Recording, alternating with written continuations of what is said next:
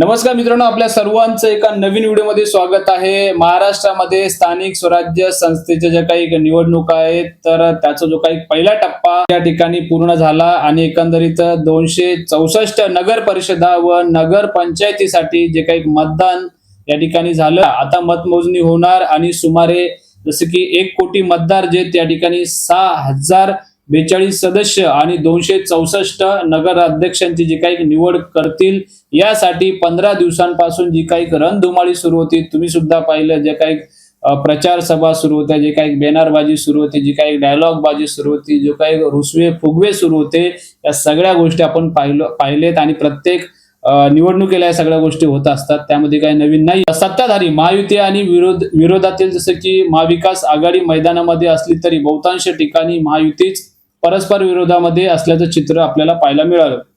म्हणजे एकनाथ शिंदे गट असेल, त्याचबरोबर जसं की भाजप, यामध्ये जे काही तुम्ही ताणतणाव बघताय किंवा भाजपचे छक्के पंजे जे काही राजकारण तुम्ही बघताय, तर एकंदरीत पाहायला गेलं तर यामध्ये दिवसभरामध्ये खूप साऱ्या ज्या काही घटना घडल्या, त्यामध्ये कोकणामध्ये घटना घडल्या, तिकडं दगडफेक झाली, रिव्हॉल्वर काढण्याचा जे काही त्या ठिकाणी दावा सुद्धा करण्यात आला।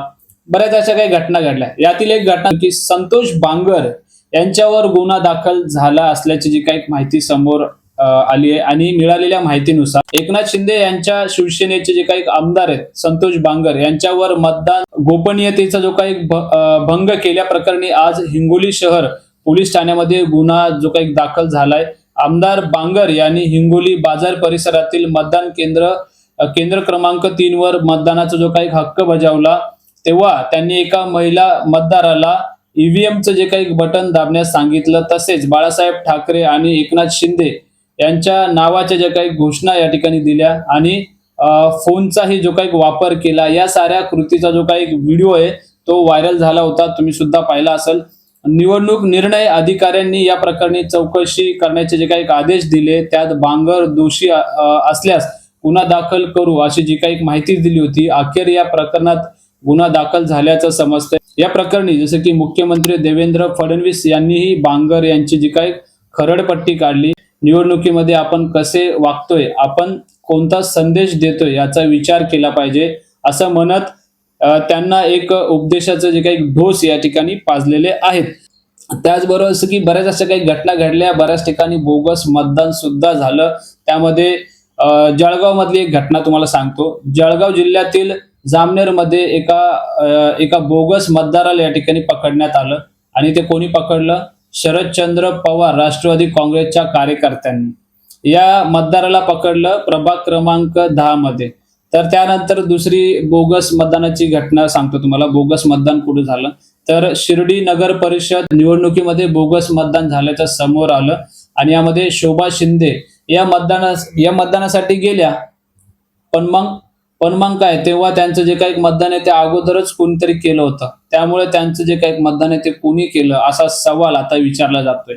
आता येथे मतदान जे ते बोगस झाल्याचा जो काही आरोप या ठिकाणी होतोय, शरदचंद्र पवार राष्ट्रवादी काँग्रेसचे नेते आमदार जयंत पाटील यांनी या ठिकाणी अशी जी काही टीका केली म्हणा किंवा त्यांनी असं जे काही म्हटलंय, नगर परिषदा निवडणुकीमधील जे काही चित्र आहे ते भयावह आहे। रिक्षा ऑफिस, बूथवर पैसे वाटप सुरू आहेत। या सगळ्या गोष्टीचा जो काही नंगा नाच पोलीस आणि निवडणूक आयोग जे ते या सगळ्या गोष्टीवरती दुर्लक्ष करत असून हे लोकशाहीचं जे काही दुर्दैव असल्याची जी काही खंत या ठिकाणी व्यक्त केली। कोकणामध्ये पुन्हा बापरे बाप, कोकणामध्ये पुन्हा एकदा तणाव झाला आज। जसे की गाड्यांवर दगडफेक झाली, रिव्हॉल्वर दाखवण्यात आल्याचा जो काही दावा वगैरे या ठिकाणी केला। रायगड जिल्ह्यातील महानगर परिषदेच्या निवडणुकीसाठी मतदान झालं असताना असं की सकाळीच परिस्थिती जी काही बिघडली आणि नवे नगर परिसरात जसं की मतदान सुरू असताना अचानक गोगावले आणि सुशांत जाबरे या समर्थकांमध्ये जोरदार जो काही वाद या ठिकाणी सुरू झाला आणि हा वाद काही क्षणातच हिंसाचारामध्ये रूपांतरित झाला आणि त्या ठिकाणी उपस्थित सामान्य मतदार जे ते घाबरले आणि अनेकांनी जे काही मतदान केंद्राबाहेर पळ काढला। अरे कशाला वादविवाद करता, मतदान केंद्रावरती जे मतदान करायला आलेत त्यांना तर करू द्या। तर शांततेत मतदान होण्यासाठी प्रशासन प्रयत्न करत असताना अशा प्रकारचे जे काही हिंसाचार उफाळून आल्यानं मतदारांचा जो काही आत्मविश्वास ढासळल्याचं जे काही स्पष्टपणे या ठिकाणी दिसलंय.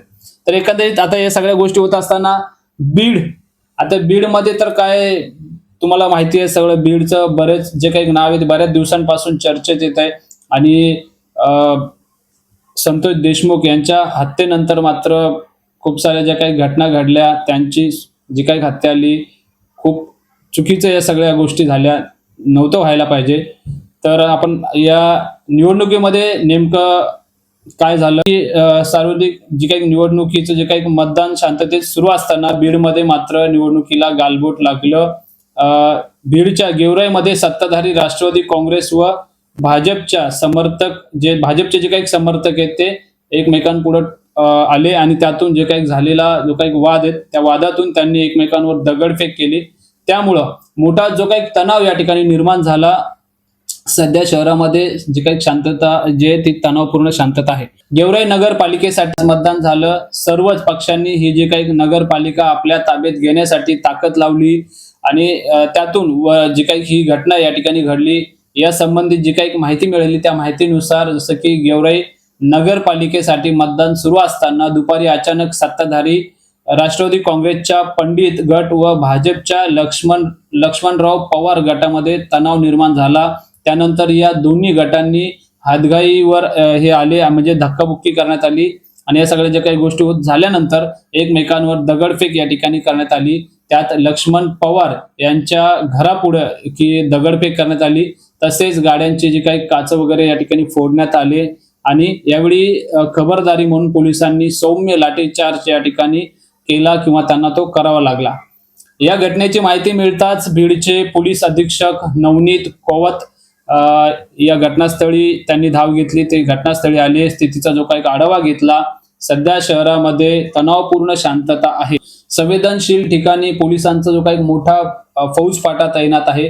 पोलिसांच्या माहितीनुसार जसं की गेवराईच्या मोंडा नाका परिसरात पवार आणि पंडित यांचे जे काही पुतण्यांमध्ये या ठिकाणी बाचाबाची झाली आणि माजी आमदार लक्ष्मण पवार यांचे पुतणे शिवराजे पवार आणि विद्यमान आमदार विजयसिंह पंडित यांचे पुतणे पृथ्वीराज पंडित यांच्यात जी काही बाचाबाची झाली. पोलिसांना याची जी काही माहिती मिळताच त्यांनी घटनास्थळी धाव घेतली, तसेच वाद मिटवण्याचा जो काही प्रयत्न केला. तर दुसरीकडं अमरसिंह पंडित यांनी या घटनेसाठी जसं की विरोधकांना जबाबदार धरले.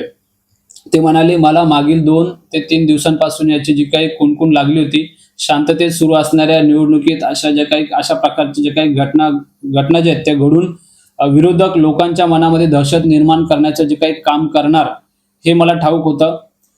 कारण त्यांनी या निवडणुकीमध्ये विकासाच्या मुद्द्यावर एकही शब्द बोललेला नाही. त्यांचे म्हणणे एकच होते की निवडणुकीच्या निकालात कळेल की आम्ही काय केलंय.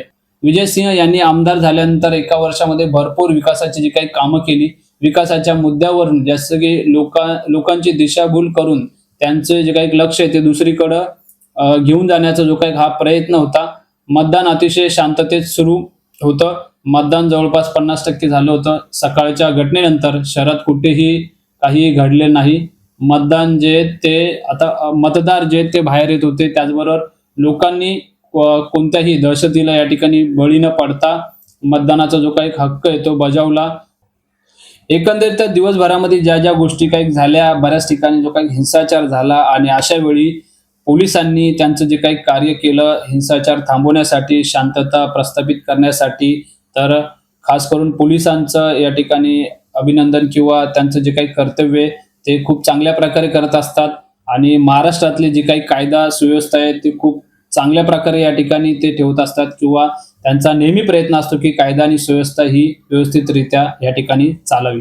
एकंदरीत मित्रांनो, या प्रकरणाबद्दल जे काही घडामोडी घडतायत, या राजकीय घडामोडी आणि जे काही प्रकरणं झाली याच्यामध्ये या निवडणुकी दरम्यान, याबद्दल तुमचं काय मत आहे हे कमेंट बॉक्स मध्ये नक्की सांगा. वर चॅनल जर तुम्ही नवीन असाल ना तर चॅनलला सबस्क्राईब करा. तर पुन्हा भेटू अशा एका नवीन व्हिडिओ सोबत. तोपर्यंत नमस्ते, जय हिंद, जय महाराष्ट्र.